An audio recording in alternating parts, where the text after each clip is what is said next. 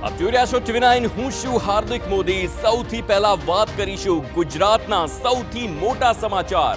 મુશ્કેલીઓ અપાર, ગુજરાતમાં અનરાધાર વરસાદ।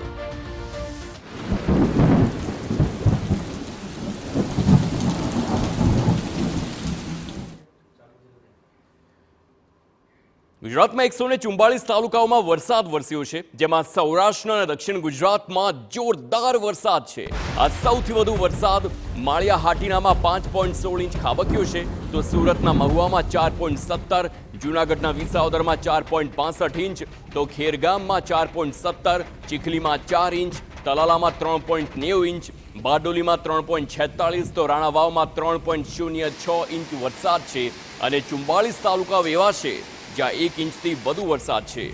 તો ગુજરાતમાં જે પ્રકારે વરસાદ વરસી રહ્યો છે અને એ વરસાદની આપ આખી માહિતી જોશો તો મોટાભાગના જિલ્લાઓ જ્યાં મિનિમમ 3 ઇંચ વરસાદ વધ્યો છે અને આ 3 ઇંચ વરસાદ સાથે જેવા 44 તાલુકાઓ કે જ્યાં 1 ઇંચથી પણ વધુ વરસાદ છે।